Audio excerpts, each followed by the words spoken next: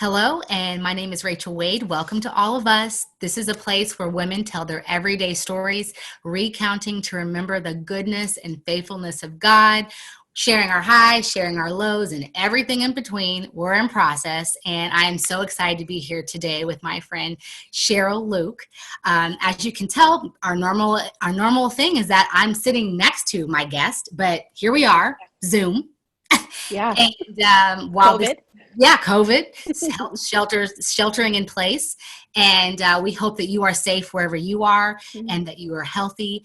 And while I'm here, I just want to say, please give us grace in the fact that there could be some outside noise. I have two small children, but with that, the show must go on. I believe in encouraging, no matter the season, no matter if it's a pandemic or if it's a great day, no matter what's happening. I'm here for you. So with that being said, I would love to introduce my friend Cheryl Luke. Cheryl, can you please just give the rundown on who you are to our All of Us family? Yes, I'd be glad to. I am Cheryl Luke, and I live in Austin, Texas, and I've been here for about 30 years, and I work at a church here, and I speak and travel, and I host a podcast, and I have to say that I'm so excited to be here and grateful that you've asked me to participate. Oh, well, thanks you, Cheryl, so much. So, Cheryl, I could talk to you about a lot of things. I feel like anytime something comes out of your mouth, it is gold. There is wisdom. I not only love the sound of your voice, but I love the words that come out. Even before I knew you, I was inspired by you. You were a woman that I respected as a woman of faith, as a Black woman of faith in leadership. And so to then have met you and to serve alongside you and to see that you are who you presented yourself to be to me is even more just exciting and encouraging for me to have you here today. So again, thank you for being with the All of Us family and with me. You're so welcome. You're so welcome. So I wanted to talk about something that is very common, waiting. And I've titled this episode Worth Waiting For, because I know a few stories in your life, and we're going to focus on a few today. But having said that, I mean, I don't think I know anybody that loves to wait in the concept of waiting, yet in our lives, in our Christian lives especially, we're called to wait. You think about the fruits of the Spirit. You think about the lessons we learned through Abraham and Sarah and how they waited to have a child. All these stories in the Bible of waiting. How do you do with waiting? And do you consider yourself good at waiting? I am not good at waiting. I am not very patient. I'm a 1 on the Enneagram, and I like things done my way.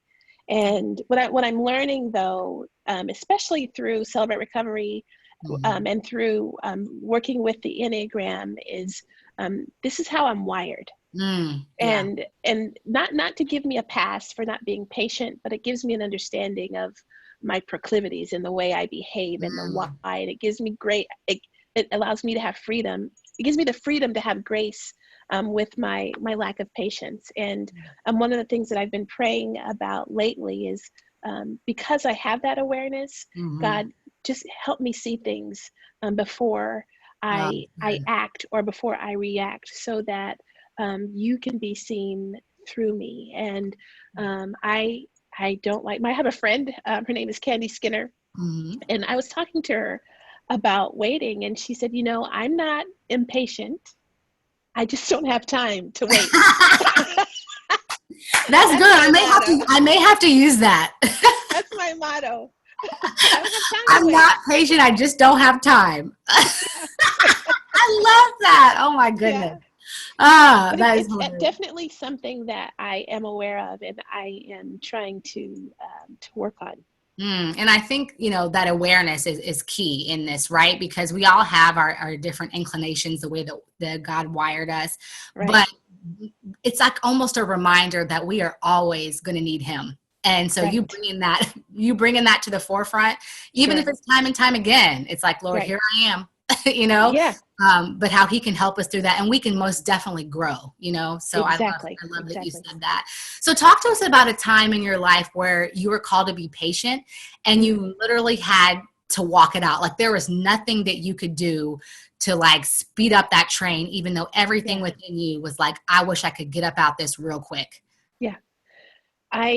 There are a lifetime of stories that I could share with you, but I think the one that resonates most in this moment is when my mother passed away.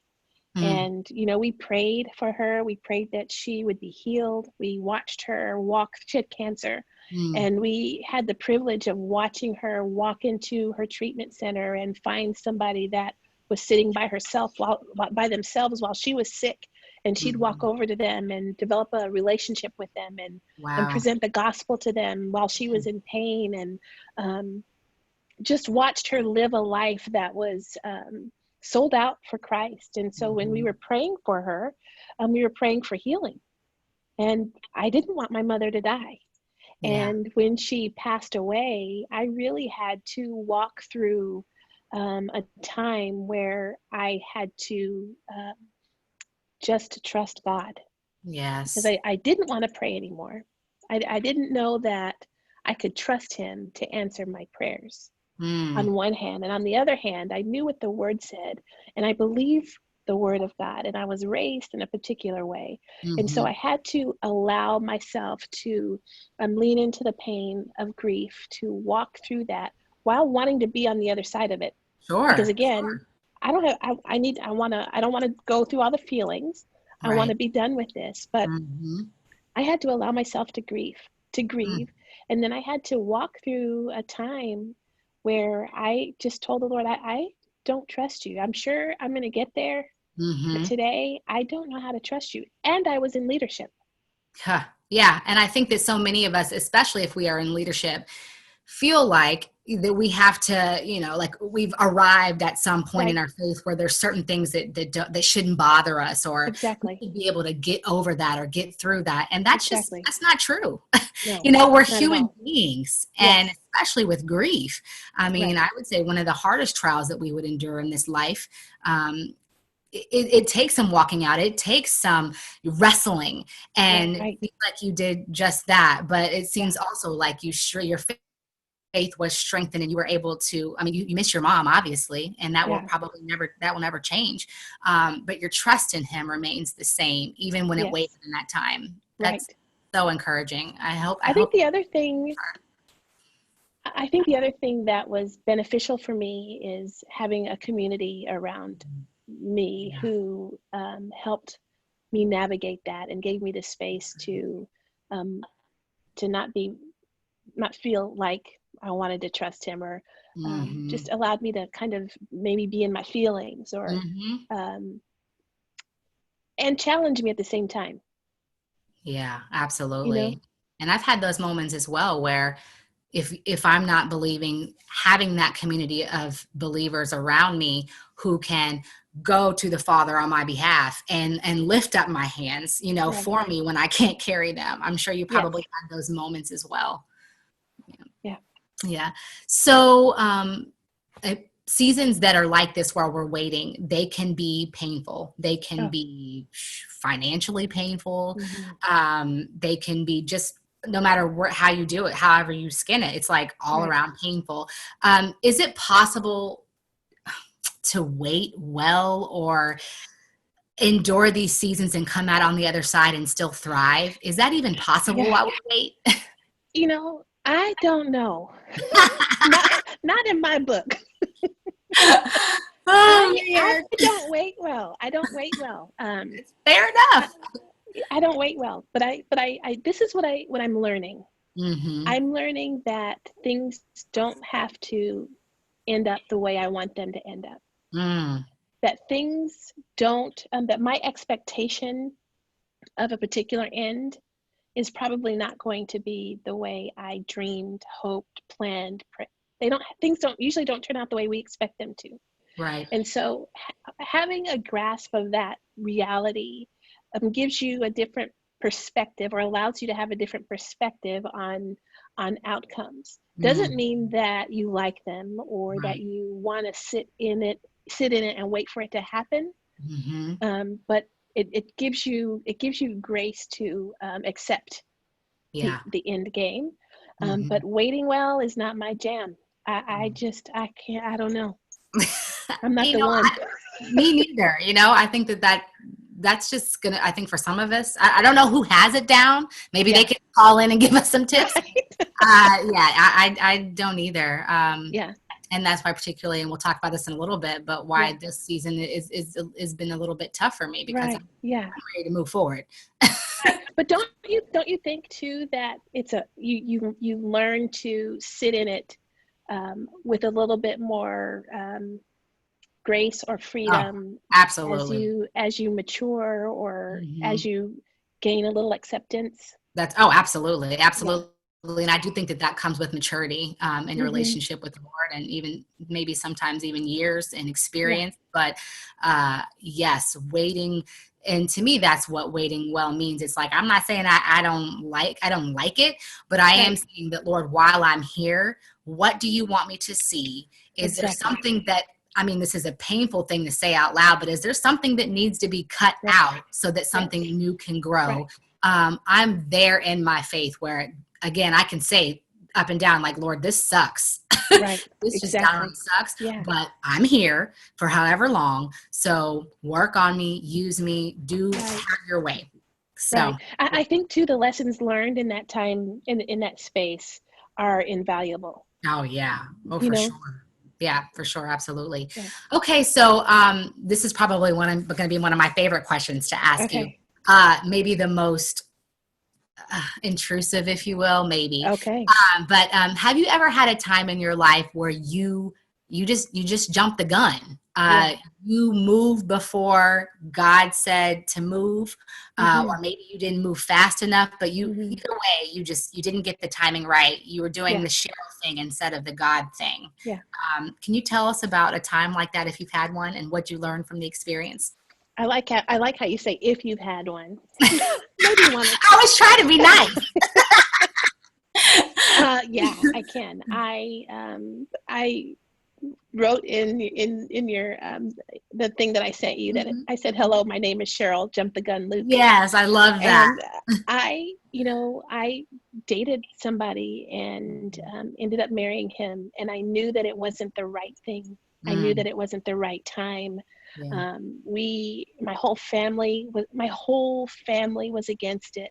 Mm, My pastor had a conversation with me. I had an opportunity on the day of my wedding to walk away, and I wow. walked into it knowing that it was the wrong thing Mm, for me to do. I didn't have the courage to mm, step away from it, and the impact is on that one decision was incredibly far-reaching. yeah. And I found that it took years to recover from Yeah. that one decision. That one decision. And One I mean, decision. I told you this off camera, but I said, I could have put my name in your blog answer for this question, because Right. I did the same thing. I married a man that I should not have married. In God's goodness, He allowed me to have many ways out. Right. And I saw them and just turned my back, because it's not what I wanted. I desired to be married. I wanted kids. I wanted all the things, Yes. even if it meant kind of, turning a blind eye to what was real. And my Right. family didn't agree. So I completely Yeah. empathize with your situation and what you went Yeah. through, and how painful it was. How you have to, Cheryl, don't you think, I mean, to have to ride that out once you know that you made the bad decision, Yes. but yet you're like, that you're on your own. Like, to I'm get in. out of that, you're like, well, I just got to ride this out. Yes. The other thing that is, I think, important to understand is, I thought that I could change the script of our story. Mm, I thought that mm, I could make things better. I thought that I mm, could make him love me well. I thought that I would be able to love him well. And mm-hmm. people, including myself, we don't change that easily. No. And so it just became a recipe for devastation, not just Yeah. disaster, but utter devastation. Oh, man. And that is one of the top things I tell women that I mentor that are younger than me and that are looking to get married and trying to fit these men in, a square peg in a round hole. And I'm like, no, no, Right. no. No, Wait, no. like, he is Yeah. if that is in the plan for you, like he's worth waiting on, and worth whatever God has for you, it's worth waiting for. So exactly. yes. Oh, pain. So when I thought about this topic, worth waiting for with you, I automatically thought about one of the new things that you have just now, I'm not going to say jump into because it wasn't a quick jump, but one of the new things that you're doing called the Mosaic Life Podcast. You are the podcaster. This is your podcast. This is a dream that's been on your heart, that's been on your heart for a while now. Where did that dream come from? When did that start? How long did this take? And where are we today? Right. You know, that's a great question. It's a great set of questions. And as I was pondering and planning for our interview, I realized that I say that the dream started 10 years ago. But I firmly believe that I prepared my whole life for this. I believe it was in my heart for many, many years. I just didn't know how I would work it out, walk it out, or how it would be expressed. But 10 years ago, I decided that I did want to do a podcast, and I made plans, among other things. And I made plans, I charted it out, I laid it out, and then just put it on a back burner. And about 2 or 3 years ago, I attended this amazing event called Camp Well, and with a bunch of dream defenders, and that dream came back alive. And about a year ago, I decided that I was going to launch in April last year, but fear gripped my whole soul, and I kept telling myself, nobody is going to want to listen to your story. There are a million podcasters out there. Why would you even want to do anything like that? Go sit down. So I contacted a group of a producer and folks that were going to help me get it done. We planned it out, we mapped it out, and I just couldn't jump. I couldn't do it. And I went on a friend of my, a show, a podcast, Jamie Ivy's podcast. And we were talking, and she was asking me if I had anything coming up. And she looked at me and she said, I'm going to ask you a question, and I want you to give me a date, something like that. And if you give me the date, you're going to have to do it. And I said, okay, this is the date. I was about 2 weeks off, but that is what God used for me to get this thing going. It's what I needed. Yeah. I mean, don't you love the friends? Yeah. And don't you love the friends though, that are like, that help ignite and light that fire up underneath you, that are like, and see it in you. Go. Yes. They see it in you. They believe in you, but they know that you need that little nudge, to just step out, and so I'm glad that Jamie did that for you. And it's crazy. I've been watching her for a couple of years. Yeah. And I would write notes, after watching her show, and I'm listening to her show and think, okay, this is what I want to do. This is what I want to, this is how I want to, she's someone that I've been following and learning from. And for her for God to use her in that moment for this is beautiful. I can't put words to my gratitude. And it shows too, and I think a lot of people out there, they may be able to relate to the feeling of what you said about, oh, there's plenty of this or there's plenty of that out there. They don't need another one of those. And that's just not true. If you're called to do it, and God has put those giftings and set of skills in you, and you're passionate about it, and he continues to kind of open those doors for you, there's enough space in the kingdom for all of us, There is. And so I'm so thrilled that you said yes, and that you walked through that door. And if you haven't already, you should check out our podcast. It is beautiful. I love it. Thank you. I am just so excited for you. So excited. And you were my second guest. And it was an honor. So grateful. Oh, well, it was such an honor. It was so fun. So Cheryl, there's a couple of other things that I want to ask. I got to ask the COVID question, is what I'm calling it, the COVID question. But it's just the season that we're in. How has this season of being sheltered in place, this waiting period, how has it affected you? And kind of, as you wait, how are you doing that? What is God teaching you during this time?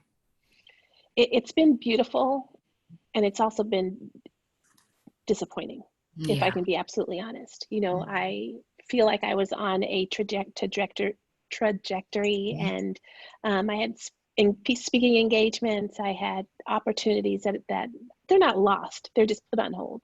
Yeah. And so for me, and a vacation that was something that I'd been thinking about for a long time, and lots of disappointment, for sure. The beauty of it is I've had time to spend with my sister and my niece, and we have cooked, we've laughed, we've taken walks, we've fussed at each other a little bit. But what I found in that is we have a great family. We have an amazing family, and we laugh loud, and we get along well. You would totally fit in. So, you know, that piece of it has been, it makes me want to keep that side of it forever. I don't want that to go away, because it's really been sweet. And what I'm learning is, I also want to say that I've also learned that this is an amazing hour for the church, capital C. And I am watching my pastors, Rob and Laura Koch, adapt to this situation like champions, and lead us as an organization with such clarity in a time of uncertainty, and in a time of I don't know what, but I have never been more proud of my church than I am today. I'm proud of the church. Yes. But I'm really proud of Rob and Laura Koch in a way that I'm fighting for words to describe. Oh, yes. So kudos to them. Yeah. And then the other thing is, I love the outdoors. So I've been able to go for long walks. And just spend time with the Lord, or spend time with my sister. And so it's been disappointing. It's been beautiful. It's been all the things. And girl, we need to stop cooking in this house. Yes, see, everybody's baking all these things and cooking all these things. And I'm like, everybody better watch their waistlines. Oh, but I love how you can find that. I mean, here we are, like, sitting in the tension of it, right? Like, we're waiting, you know, for that next season, and there's things that we don't like, but at the same time, there is so much beauty in it, so much joy, so much we're drawn to and grateful for, even things that I think a lot of us will decide to keep and to take into that next season. So I love that you are experiencing all of that. I think too that we really have to be intentional about holding on to the sacred moments that could change just like that when we're no longer sheltering in place. So what are we going to do in those moments? Yep, that's good. Well, what are we going to choose? How are we going to, what are we going to take with us? Are we really going to take those good things with us? Yep, I know, I'm with you totally, 100%. So a few last questions that I want to ask you. I ask all my guests these questions. Okay. So it's always just fun to ask and to end on this note. So please answer these questions for me. Okay. God is everything. Everything. He is everything to me. I love that. God's timing is the best timing because He's never late. He's always on time. And he sees the end from the beginning, and he knows all things. So his timing is best. Yes. We know we're waiting well when. Girl. We know we're waiting well when we can lean in to the tension that is found in the waiting and allow the Holy Spirit to lead us. Love that, Cheryl. And all of us are better when we understand that all of us are necessary. So true. Yeah. Cheryl, my dear friend, thank you for your time. Thank you Mm. for your words. Yeah. And I'm just so grateful that you are here in this space today. I know that many will be encouraged, and Mm. so much love to you. And Mm. until we see each other face to face, in Yes. person, hugging again. Yes. Yes. Hopefully soon. Yes. To hear more about Cheryl, to read her blog post, go to allofus.net. I will also put in the show notes at the bottom of this Instagram TV and on the blog all the ways that you can find Cheryl through her personal webpage and through the Mosaic Life podcast. So thanks so much for being with us, and we'll see you next Thank time. you. Thank Bye. you so much. Bye-bye. Thank you, Cheryl. Bye.